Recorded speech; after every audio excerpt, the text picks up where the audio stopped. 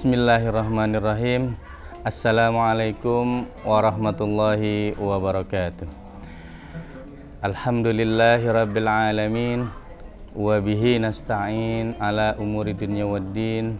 Wassalatu wassalamu ala asyrafil anbiya'i wal mursalin wa ala alihi wa ashabihi ajma'in. Amma ba'du. Alhamdulillah, pada hari ini Allah masih berikan kesempatan kepada kita nikmat iman, nikmat Islam, sehingga sampai saat ini kita masih mampu, masih diberikan kemampuan oleh Allah Subhanahu wa Ta'ala untuk melaksanakan ibadah puasa.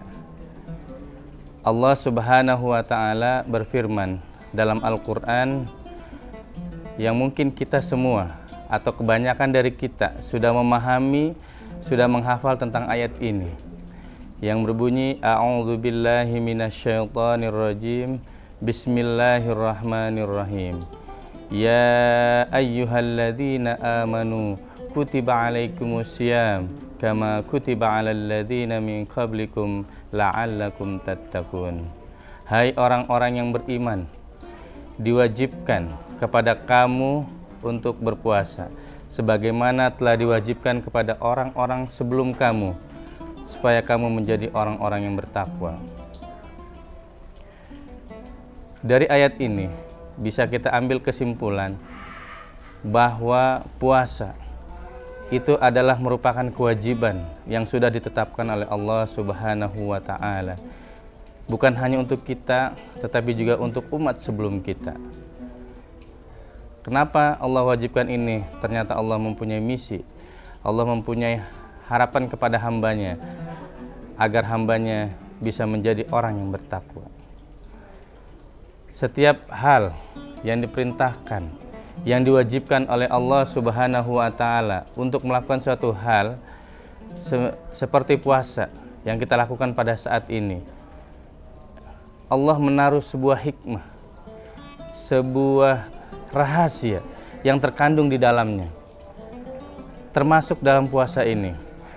Dalam puasa Allah menyimpan banyak sekali rahasia-rahasia yang mungkin baru terbongkar, baru terbuka hanya sebagian kecilnya saja. Di antaranya adalah bahwa puasa juga selain menjadi orang yang bertakwa, kita diharapkan ternyata puasa juga menyimpan rahasia bahwa puasa berfungsi, berguna untuk kesehatan kita semuanya. Imam Syafi'i pernah berkata, wa kullu fi'lihi bil hikmah. Setiap perintahnya, setiap perbuatannya itu selalu mengandung hikmah. Di antara hikmah puasa adalah terjaganya kesehatan kita. As-saumu junnatun. Puasa itu adalah perisai, pelindung kita. Pelindung kita baik secara zahir maupun secara batin. Dalam hadis yang dituliskan oleh Imam Ghazali dalam kitabnya Ihya Ulumuddin, Imam Ghazali menulis sebuah hadis, kullu hasanatin bi asyri amsalihha ila sab'imi'ati di'fin illa siyam fa innahu li wa ana ajzi bihi. Setiap kebaikan itu akan diberikan ganjaran, akan diberikan ganjaran oleh Allah Subhanahu wa Ta'ala hingga 700 kali lipat, tapi kecuali hanya puasa. Dalam hadis itu, ini sebuah hadis qudsi, fa innahu li, sesungguhnya puasa itu adalah untukku, kata Allah, wa ana ajzi bihi. Inilah salah satu istimewanya puasa, bahwa puasa itu adalah langsung hadiah pahala yang diberikan oleh Allah kepada orang yang melakukannya, itu langsung diberikan kepada yang melakukannya. Bahkan di dalam hadis lain dikatakan lis-shaimi farhatani, masih mengutip dari hadis yang dituliskan oleh Imam Al-Ghazali di dalam kitabnya Ihya Ulumuddin, lis-shaimi farhatani, farhatun inda iftarihi wa farhatun inda liqa'i rabbih. Bagi orang berpuasa, ini terdapat dua kebahagiaan. Kebahagiaan pertama adalah ketika dia berbuka. Dan yang kedua adalah ketika nanti dia akan bertemu dengan Sang Khalik, pencipta kita semuanya. Itulah kebahagiaan puasa. Itu secara pahala yang didapatkan, yang diberikan oleh Allah kepada kita. Namun di balik itu semua, ternyata pahala menyimpan rahasia, memberikan hikmah kepada kita terhadap kesehatan kita. Bagaimana prosesi puasa diawali dengan niat. Ternyata niat bukan hanya sekedar niat, tapi niat mempengaruhi sistem kerja yang ada dalam tubuh kita.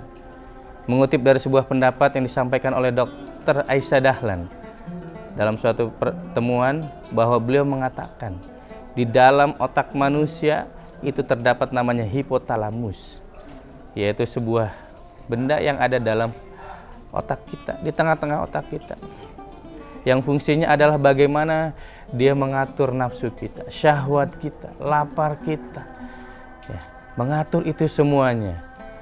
Kemudian dengan adanya puasa, dengan diawali dengan niat, maka niat itu memberikan saluran kepada otak kita, ya, memberikan saluran kepada otak kita. Dengan niat itu sehingga mengkondisikan dari semuanya, mengkondisikan semuanya yang ada di dalam tubuh kita, dialirkan ke hipotalamus. Kemudian hipotalamus memberikan sinyal kepada badan yang ada, kepada anggota yang lain, melalui sel-sel yang ada di dalam jiwa kita, sehingga semuanya siap, sehingga otak itu bisa siap, sehingga badan kita siap menerima. Maka salah satu rukun puasa adalah niat itu. Ternyata niat yang disyariatkan itu tidak hanya sekedar niat, tapi juga bagaimana mengkondisikan otak kita, menyampaikan pesan kepada seluruh tubuh, organ-organ yang ada untuk menghadapi kesiapan kita. Itu mulai dari otak.